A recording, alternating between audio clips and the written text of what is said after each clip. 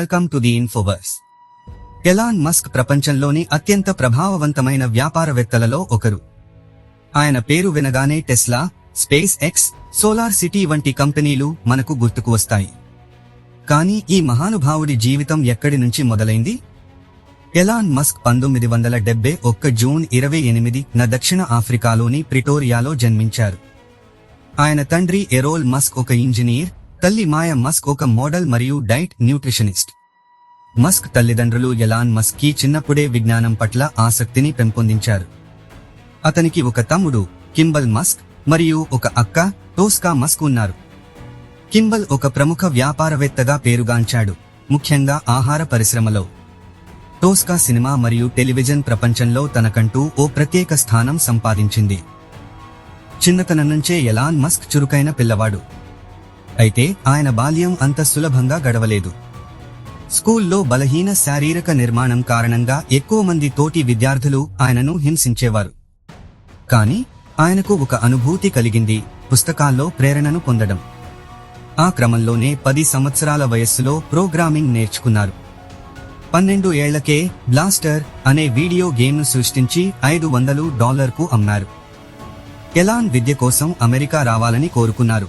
కానీ ముందుగా కెనడా వెళ్లి క్వీన్స్ యూనివర్సిటీలో చేరారు. తరువాత పెన్సిల్వేనియా యూనివర్సిటీలో ఫిజిక్స్ మరియు ఎకనామిక్స్ లో డిగ్రీ సంపాదించారు. ఆయన కల అమెరికాలోనే పెద్ద వ్యాపారవేత్తగా ఎదగడం.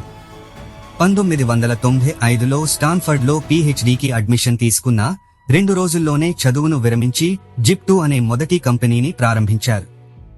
ఈ ప్రాజెక్ట్ న్యూస్ పేపర్ కంపెనీలకు ఆన్లైన్ సేవలు అందించేది. ఈ బిజినెస్ విజయవంతం కావడంతో 1999లో దీనిని $307 మిలియన్ విక్రయించారు. జిప్2 తర్వాత ఎలాన్ మస్క్ ఎక్స్.కామ్ అనే కంపెనీని ప్రారంభించారు. ఇది ఫైనాన్షియల్ సర్వీసెస్ అందించేది. తరువాత ఈ సంస్థ పేపాల్గా మారి డిజిటల్ పేమెంట్స్ ను విప్లవాత్మకంగా మార్చింది. 2002లో ఈబే ఈ పేపాల్ను $1.5 బిలియన్ కొనుగోలు చేసింది. ఈ డబ్బుతో ఆయన జీవితంలో నూతన అధ్యాయానికి శ్రీకారం చుట్టారు. ఎలాన్ మస్క్ దృష్టి ఈసారి అంతరిక్షంపై పడింది. 2002లో స్పేస్ ఎక్స్ కంపెనీని స్థాపించారు. వారి ప్రాథమిక లక్ష్యం మనిషిని మార్స్ కి తీసుకెళ్లడం. స్పేస్ ఎక్స్ మొదటి ప్రయత్నాలు విఫలమయ్యాయి, కానీ ఫాల్కన్ 1 రాకెట్ 2008లో విజయవంతమైంది. నాసాతో $1.6 బిలియన్ కాంట్రాక్ట్ పొందింది. 2004లో ఎలాన్ మస్క్ టెస్లాలో చేరారు. ఈ సంస్థ ఎలక్ట్రిక్ కార్ల ద్వారా ప్రపంచానికి క్లీన్ ఎనర్జీ పరిష్కారాలను అందించింది. సోలార్ సిటీ, హైపర్లూప్ మరియు న్యూరాలింక్ వంటి ప్రాజెక్టులతో కేవలం రవాణా మాత్రమే కాదు, మెదడు కంప్యూటర్ ఇంటర్ఫేస్ టెక్నాలజీపై కూడా దృష్టి పెట్టారు. స్పేస్ ఎక్స్ ను ఎలాన్ మస్క్ 2002లో స్థాపించారు. ఈ సంస్థ స్థాపన వెనుక ముఖ్యమైన లక్ష్యం రాకెట్ల ఖర్చు తగ్గించి మానవులను ఇతర గ్రహాలకు పంపడం. ఎలాన్ మస్క్ తేలికపాటి, పునర్వినియోగ రాకెట్ల ద్వారా అంతరిక్ష ప్రయాణాన్ని సాధారణ ప్రజలకు అందుబాటులోకి తేనున్నారు. స్పేస్ ఎక్స్ మొదటి ప్రాజెక్ట్ ఫాల్కన్ 1 రాకెట్ 2006, 2007 మరియు 2008లో మొదటి 3 ప్రయోగాలు విఫలమయ్యాయి. ఆర్థికంగా కష్టకాలం అయినప్పటికీ ఎలాన్ మస్క్ 4వ ప్రయోగానికి సాహసించారు. 2008లో ఫాల్కన్ 1 విజయవంతంగా అంతరిక్షంలోకి చేరి ప్రైవేట్ కంపెనీ రూపొందించిన మొదటి లిక్విడ్ ఫ్యూయల్ రాకెట్ గా చరిత్ర సృష్టించింది. స్పేస్ ఎక్స్ ను ప్రత్యేకం చేసిన టెక్నాలజీ పునర్వినియోగ రాకెట్లు. 2010లో ఫాల్కన్ 9 రాకెట్ విజయవంతంగా లాంచ్ అయ్యింది. రాకెట్ బూస్టర్ ల్యాండింగ్ టెక్నాలజీ దశలవారీగా ఖర్చు తగ్గించే ముఖ్యమైన మార్గం. 2015లో స్పేస్ ఎక్స్ తమ మొదటి బూస్టర్ను సురక్షితంగా భూమి మీద ల్యాండ్ చేయడం ద్వారా కొత్త మైలురాయిని చేరుకుంది. ఇది అంతరిక్ష పరిశోధనను మరింత చౌకగా మరియు ప్రభావవంతంగా మార్చింది. స్పేస్ ఎక్స్ మరింత గుర్తింపు పొందిన ప్రాజెక్ట్ డ్రాగన్ కాప్సూల్. 2012లో dragon capsule international space station ISS కు సరుకులను విజయవంతంగా తీసుకెళ్లింది. అంతరిక్ష ప్రయాణంలో ప్రైవేట్ సంస్థల భాగస్వామ్యం ఎలా ఉండాలో స్పేస్ ఎక్స్ నిరూపించింది. నాసాతో $1.6 బిలియన్ ఒప్పందం తీసుకోవడం ద్వారా స్పేస్ ఎక్స్ తన స్థాయిని మరింత పెంచుకుంది. ఎలాన్ మస్క్ ప్రతిపాదించిన స్టార్షిప్ ప్రాజెక్ట్ స్పేస్ ఎక్స్ దృష్టిలో అత్యంత ప్రాధాన్యత కలిగినది. ఈ ప్రాజెక్ట్ ద్వారా మానవులు మార్స్కు ప్రయాణించి జీవనం ప్రారంభించడం సాధ్యం కావాలి. నెక్స్ట్, స్టార్షిప్ పూర్తి పునర్వినియోగం అయ్యే రాకెట్ సిస్టమ్ భవిష్యత్తులో అంతరిక్ష సాఫారీలను మరింత చౌకగా చేస్తుంది. ఈ ప్రాజెక్ట్ విజయవంతమైతే మానవులు పునరుత్పత్తి సాధ్యమైన వనరుల కోసం ఇతర గ్రహాలకు వెళ్లగలరు.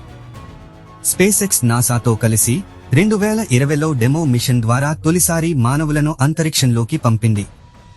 ఇది అమెరికా నుంచి ప్రైవేట్ రాకెట్ ద్వారా మానవులను పంపిన మొదటి మిషన్. స్పేస్-ఎక్స్ స్టార్లింక్ ప్రాజెక్ట్ ద్వారా ప్రపంచానికి హైస్పీడ్ ఇంటర్నెట్ అందించాలనే లక్ష్యం ఉంది. స్పేస్-ఎక్స్ విజయవంతమైనప్పటికీ ఎన్నో సవాళ్లను ఎదుర్కొంది.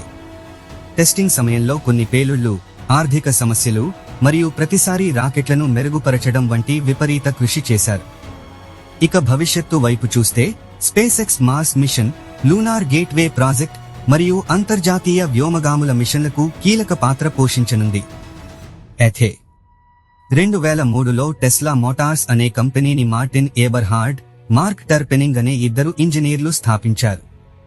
టెస్లా ప్రారంభంలోనే ఎలక్ట్రిక్ కార్లను తయారు చేయాలని నిర్ణయించుకుంది. కానీ ఆ కంపెనీకి ఆర్థిక పరమైన మద్దతు అవసరమయ్యింది. 2004లో ఎలాన్ మస్క్ టెస్లాలోకి వచ్చారు. ఆయన కంపెనీ బోర్డు చైర్మన్గా చేరి మొదటి రౌండ్ ఫండింగ్లో $6.5 మిలియన్ ఇన్వెస్ట్ చేశారు. ఆ సమయంలో టెస్లా కంపెనీ వాస్తవానికి మార్టిన్ ఏబర్హార్డ్ సారథ్యంలో పనిచేసింది. కానీ ఎలాన్ మస్క్ తన సాంకేతిక పరిజ్ఞానం, వ్యాపార దృష్టితో కంపెనీకి కొత్త ఆలోచనలను తెచ్చారు. తర్వాతి కాలంలో టెస్లాలో నేతృత్వ మార్పులు జరిగాయి. 2008లో ఎలాన్ మస్క్ టెస్లా సీఈఓగా బాధ్యతలు స్వీకరించారు.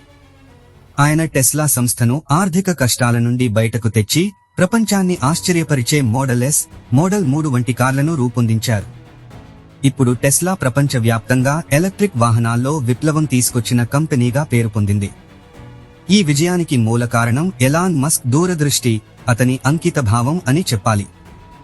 ఇప్పటికీ ఆయన టెస్లా మార్కెట్ వాల్యూ $900 బిలియన్ చేరింది. ఎలాన్ మస్క్ న్యూరాలింక్ ద్వారా మెదడు ఆరోగ్య సమస్యల పరిష్కారానికి నూతన మార్గాలను అన్వేషిస్తున్నారు. అలాగే స్పేస్-ఎక్స్ ద్వారా మార్స్ మిషన్ను సాకారం చేయాలని లక్ష్యంగా పెట్టుకున్నారు. ఎలాన్ మస్క్ జీవిత గాథ అనేది కష్టాలు, సంకల్పం మరియు విజయం కలయిక. మీ జీవితంలో కష్టాలను దాటుకుంటూ పెద్ద విజయాలను సాధించడానికి ఎలాన్ మస్క్ ప్రేరణగా నిలుస్తారు. మీకు ఈ వీడియో నచ్చితే లైక్ చేయండి, మీ అభిప్రాయాలను కామెంట్లలో తెలియజేయండి. మరిన్ని స్ఫూర్తిదాయక కథల కోసం మా ఛానల్ను సబ్స్క్రైబ్ చేయండి.